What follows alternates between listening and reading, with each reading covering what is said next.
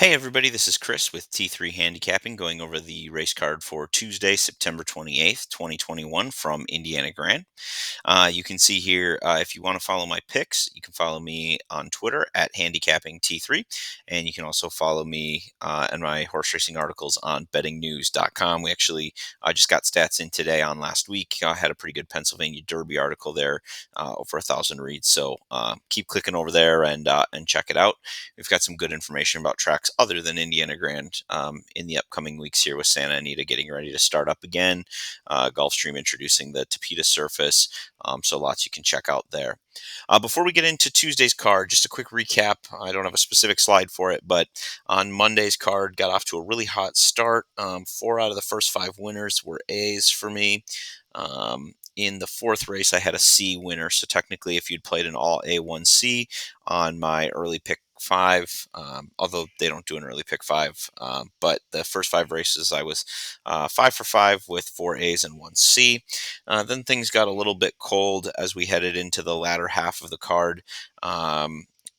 Race 6, I completely missed the board. Race 7, I had a B, which was my fourth selection that won.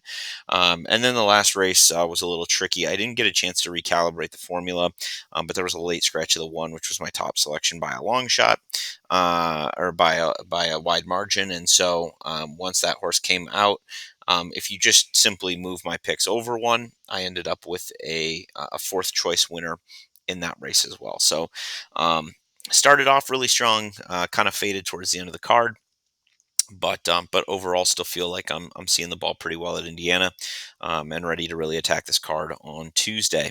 So let's jump into Tuesday's card and let's see what we have on tap. Those are old results, so we won't even take a look at those. I'll jump in here to my Zoto PDF markup system that I use here. And one of the things you're going to notice, once again, we have the class system. And then if you recall, we've got a fast pace in green. We have moderate paces in yellow. And then we have slow pace numbers in red. So you can see a class of 17. Remember, the higher, the worse. So in this case, 17, and it's going to be a slow pace. As we go through these, I'm going to just run through them really quickly, and then I want to talk about this teal circle here. You can see the 50-cent pick 4 starting race 1, 2, 3, 4. So Beach Holiday is 5-1. Marcelina Pedroza, Brad Cox. I'm just telling you right now, there's zero chance that I'm going to get 5-1 on this horse. This horse is 100 A plus, pretty consistent between first and second. I would like to see a jump up there, but nevertheless, I think the names are going to get bet pretty heavily here. Number 2, Frosty Dreams, also an A type. This point in time, not without a chance. Certainly looks like could be ready to bounce up to that next level, but not one that I'm going to end up using when I actually go to put my tickets together. I'm not going to use that horse. I just think the first 2 are so much better already. Even at a price, why take my chances there? Just too light. Number 4 at 4-5, you've got this nice big jump up. And you've got a 93A, definitely one I'm going to use. Alex Achard, second career race, 10%. Would need to jump up pretty significantly, but is getting blinkers today. 78 C plus. I'm okay leaving that one on the ticket. Pure Rocket 86B. You've got that second career race. We don't have that number, but we can see this trainer does tend to be pretty good at this. Of course, the trainer is Brad Cox, so Brad Cox is good at everything. And so this is one we definitely have to use. So I did mention that I don't really care for the 3. I will probably take the 3 off of my tickets, even though it rated out as a C. And then I've got my final line looks like this: A, 1, 2, 4. B6, and C5. Now, at the beginning of this race, race number 1, I had the pick 4 highlighted in teal.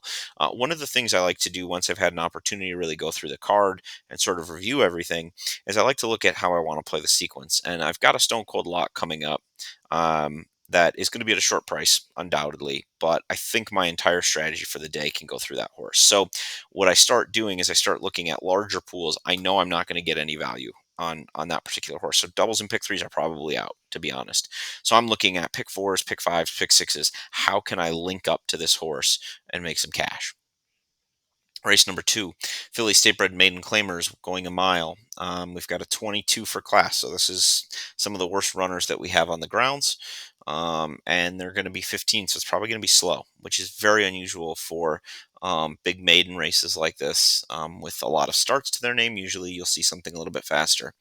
78 C plus, Dash of Simplicity, 89 B plus. Prized Cupcake at 20 to 1 actually rates out as my top horse. Now you can see there's been some poor performances of late, which is not ideal. Uh, but if you get back to this, 67 on turf. I know we're on dirt today, but there's some decent numbers in there that could be used. I'm not sure I'm going to use this one as a sole A. Just has a lot to overcome. 60X, Light Up Justice 84B, Wicked Justice 84B, Lush Be a Lady 97A. That's the one I like much better. Although I'm a little worried about this pattern. 47 jumps up, falls back, jumps up. Does he fall back again? So that's my concern there. I should say she. These are fillies. So when all is said and done, it's 3-7. Now, if I were just looking at this from a true handicapping perspective, I would put the 7 ahead of the 3.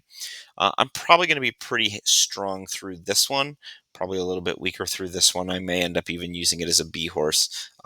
But at the same time, I mean, if I can get this horse home, especially with the horse that I think is a lot coming up, could be good. 2, 5, and 6 will be on the B line for me. This little arc over the 5 and 6 just indicates that they rated out exactly the same on my formula. So even though the 5 is listed before the 6, they're actually the exact same number. I do have the 1 as a C. Honestly, I'm probably going to go a little bit deeper there. I don't have a ton of horses that I'm using in a couple of the legs coming up, so I think I can. I think I can be okay. 20 cents straight fire 6. This is their pick 6 jackpot wager, class of 11, so much better horses here. But again, we have a very slow pace, only a 7. Going through this one real quick, 70X. This Antalila is a 98 and an A plus, definitely one I want to use. Number 3, Mox Tough 57, not using. Megan G Force 98 A plus. Go Yeoman at 8 to 1 for Orlando Mojica. This is my top selection in the race. The horse has an 82 overall. We talked about that yesterday. That this is kind of its overall power rating. 82 is pretty standard for a top rated horse at Indiana Grand. Long-legged Laverne 54X. Traumarama 68X. And then in this race, I actually have an odd phenomenon in that 2 horses actually rated out as the top horse. So this one also, Lady Leah, gets 100 and an 82 for an A+. Air Turbulence is a non-user. So you can see here, I have the 5-8 again with that little sort of arc, and then the 2-4 with the arc. I'm going to use those 4 horses and move on. If I can get through it this way, I'm going to be just fine on my A ticket. And then this is the last one that's going to be highlighted here because this is where my Stone Cold Lock comes in. 50-cent pick 4 will start here. So I'm going to look to play the pick 4 right out of the gates. I'm going to look to play the Derby, or the straight fire 6, and then I'll also look to play the 50-cent pick 5. 13, so a moderately classed group of horses. 13, so still a very slow pace. A lot of these races look very slow on paper. I'm going to have to upgrade horses that have strong early pace numbers because they're probably going to be most likely to win. So here I've got 88 B plus on guard. I've got Prince Shims a 57 no use. I've got American Nightmare 82 B minus.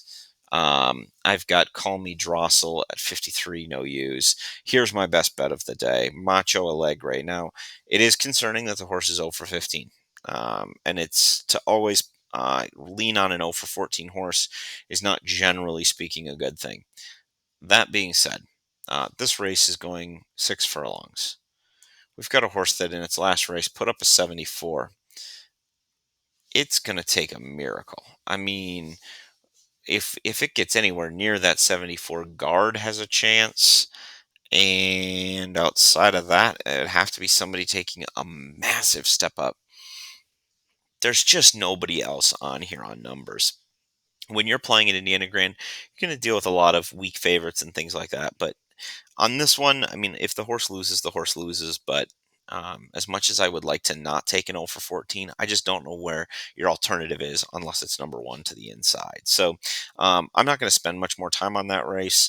This is what it graded out as. The 5 is my top selection. The 1 guard at 10 to 1 is my second choice, and American Nightmare at 10 to 1 is my third choice. I don't really even honestly need to go beyond that. The only thing that might be interesting is to see what Circle Indy puts up in terms of an early pace figure. But as you can see, I mean, Mucho Alegre in the early pace seems to have this field pretty well covered. So it's going to be all about the 5 for me. If the 5 loses, so do I. But otherwise, I'm going to be pretty well covered. I know I'm not going to be alone there. I mean, the horse is odds on in the morning line. So take it for what it is, but I could use a positive day, and I think that horse is the ticket. So coming into race number 5 furlongs turf sprint, we finally got to pull out the green pen on the pace calculator. These turf sprints are always good for that. And we've actually got a pretty decent group of horses here. Grading out as a 9 class rating. So that's really good to see. Number 1, 76C. Number 2, 78C plus. 59X on K Sarah Sarah. Double Dare You, the number 4 is going to get a B grade for me, 85. Lemos Kahuna is going to get an 83 B minus. Betcha, 88B. I'm a Minnesotan, so Betcha is a little bit of a hunch play for me. Just Sweet Belle, 8 to 5. Eduardo Perez, Scott Mullins rates out as an 82, which again is a solid number. And is pretty well clear of a lot of these Azurita 79C plus and Miller's Maiden. So when we end up coming down here, you can see the 7 is the only horse that actually rates out as an A horse. So I'm going to definitely use A's and B's here. Probably leave the C line off my ticket. I think Just Sweet Belle is another one that looks formidable. Again, you're not going to be able to put that into anything significant when it comes to a double or a pick 3. They're right next to each other on the card. Price is going to be deflated. But if you can string them together in something a little bit longer, find a price, that might be a place where you can hit. And in fact, this is a situation where as you're looking at your ticket construction, you might want to think about putting up intentional losers. And what I mean by that is you're not going to, knowing that you're going to have 2 heavy favorites, if you think those are your 2 singles, you have to create separation somewhere else. So getting a second choice, heavy favorite, second choice in a pick 5 doesn't do you much good. So somewhere along the lines, you're going to have to take a massive stab. It backfired on me today, but I used the number 5 in the 7th race. He was like 20 to 1, and he ran like it, absolutely. But that was my opportunity to create separation. And if that horse ran anywhere near what I thought it was capable of, it would have been a gangbuster day for me. It wasn't to be. That's okay. We move on, but it's the only way to really produce any value. So, race number 6, we've got 17 for class, 18 for pace. So it's moderate. It's not super fast, but it's not slow either. Number 1, Malibu Classic is our top selection at 97 on the power scale. That's 100 A plus on the curved grading. Uh, Other than that, I don't have a ton of options in here. I've got 44X, 16X, 62X, 26X. This is the one I'm interested in. You've got Anthony Granite's. You just look at these numbers. I think you have to respect it, even though the horse rated out horribly on my scale. You can see I upgraded this one. I think it's one I have to include. Motion to adjourn 76C, 62X, 87B on bold business, second time starter. Protected area 60X, 1162X, 1272C minus, and 1326X. So I just want to make sure I have the right one, the number 6. I'm going to move that one in here as well. I will put it in here. So I'm going to go 1, 6, 9, 7, and 12.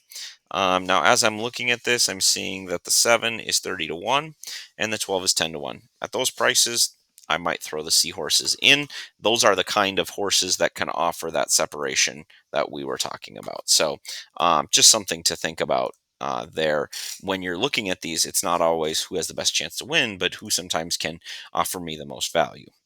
If I've got a favorite who rates out as a C, it might be a pass, right? But if I've got a 10 to 1 or a 30 to 1 that's a C, that's a horse that I may take a swing with.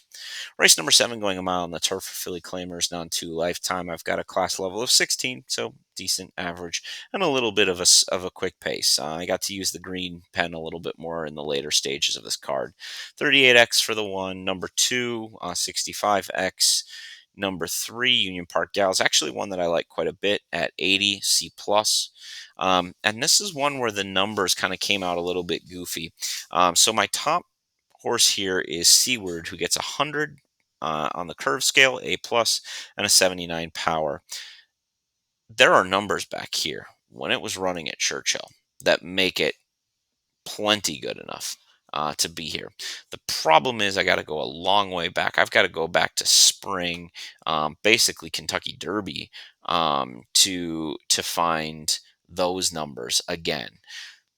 Why is this horse here?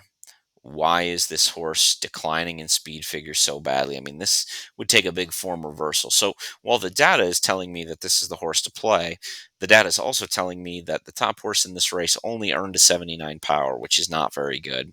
And it's also, just a quick eye test will tell you that the number is probably a little light. That being said, I did go back and I looked at class, I looked at speed.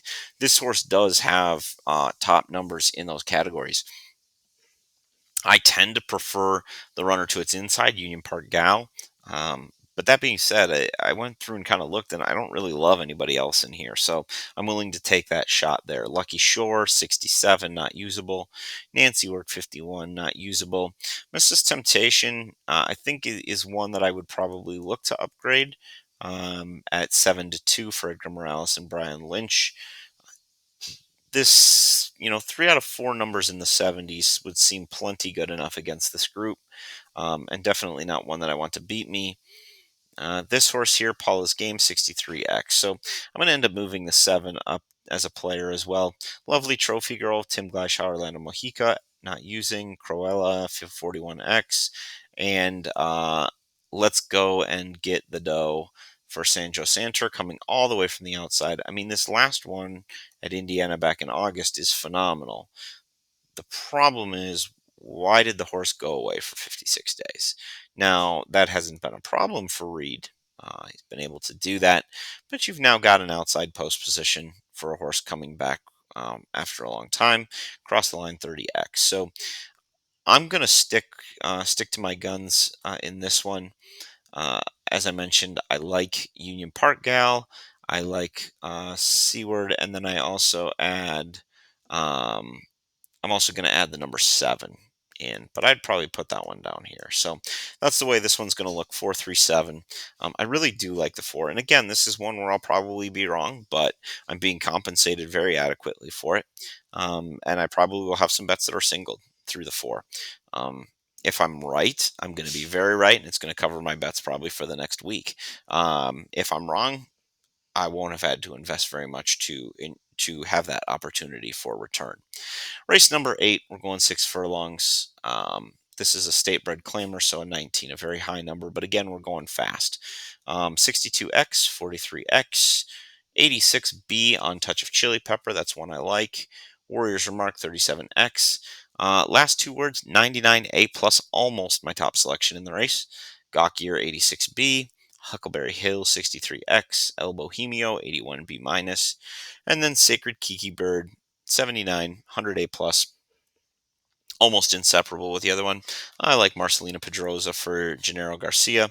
I think this horse is trending in the right direction here, and looks good. So I'm going to be using that one most heavily. Topping, it gets a 56x. The other thing I do like about Secret Kiki Bird is, at least on the morning line, I'm getting a little extra juice in the price. So in the end, it's going to be 9-5, and then 3-6 are kind of my dual Bs, and then 8. But honestly, when I'm putting together my tickets, I'm going to be singled straight through the 9 and the 5. Those are going to be my 2 keys. I might have some reverse exactas with like the 368 over the 95. I might even have a try 368, 368, 95, just to have myself kind of covered there. In case I should need the backups, but I feel pretty good about those two being able to carry me to the promised land. Race number 9 is going to move us into the quarter portion of the card, which I don't play, so we won't go into those races. But with that, that covers the thoroughbred portion of the card from Indiana Grand on Tuesday. Again, if you want to get my actual T3 handicapping worksheet, as well as the handicapping grids, you can email me at t3handicapping@gmail.com. I will give you my PayPal and Venmo information. You can send over $2 and I will send you both the worksheet as well as the T3 grid. If you would like a different track, you're playing tomorrow, maybe you're playing Parks or Finger Lakes or whatever. If you would like a custom worksheet specific to the track that you're playing, just let me know ahead of time. Give me some time to actually go through and do it. But you can email me the name of the track at t3handicapping@gmail.com. Just email me what track you want to do. I will again get you set up with my Venmo and PayPal, and that one will run you $10 just because I will have to build the track profile.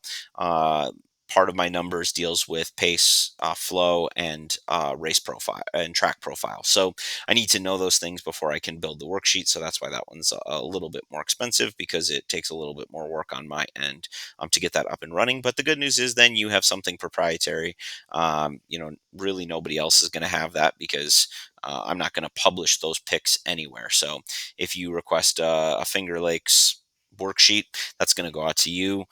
You're going to have it and be able to use it, and that's going to be something that other handicappers don't have. So there is a built-in advantage to that, as opposed to, say, the Indiana Grand one, which is much cheaper, which is going to be far more accessed by people because of the price. So just reach out if you have any questions. T3handicapping@gmail.com. I will be posting my A's and B's for the official races tomorrow on my Twitter, and that is again at handicapping T3. Good luck on Tuesday at Indiana Grand.